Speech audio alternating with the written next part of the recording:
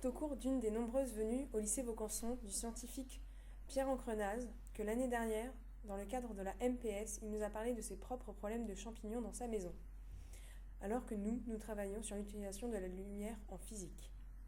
La mérule est un champignon ravageur qui s'attaque au bois des maisons, elle se nourrit de ce dernier et le détruit. C'est donc un réel fléau pour l'habitation.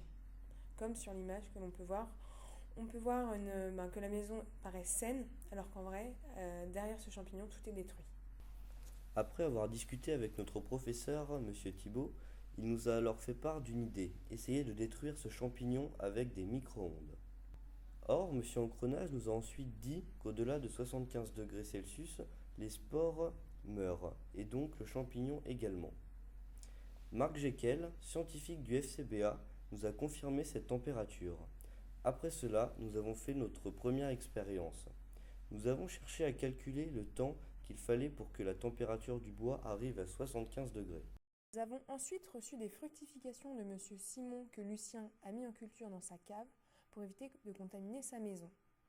Dans cette cave, milieu hostile, il y avait une température de 13 degrés, de l'obscurité et une humidité assez forte permettant au bois d'être humide à 28%. Cette humidité se mesure à l'aide d'un humidimètre. Les conditions étaient alors favorables.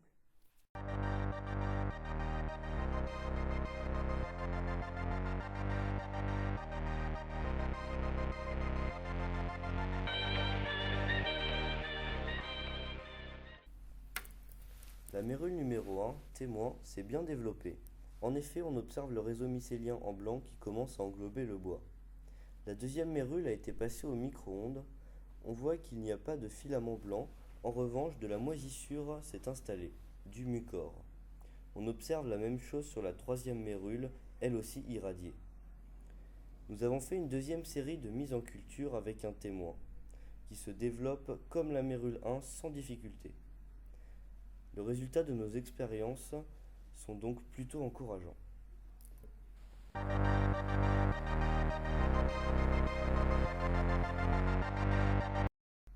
Malheureusement, traiter la mérule avec des micro-ondes n'est pas parfait. Il existe des contraintes à ce traitement, notamment l'effet de pointe. En plus de l'effet de pointe, l'OMS a également des soupçons à propos de la dangerosité des ondes sur l'ADN. Pour se protéger des micro-ondes, on peut utiliser le principe de la cage de Faraday.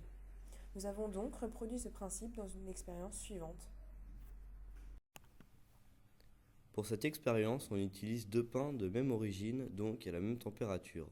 On en place un dans une boîte métallique qui servira de cage de Faraday et l'autre à l'extérieur. Puis, on irradie pendant 30 secondes. On les sort, puis on observe leur température. Le pain qui était dans la cage métallique n'a pas évolué. En revanche, l'autre a atteint presque 90 degrés. Pour le moment, ce traitement n'est qu'un projet, car il est difficilement applicable.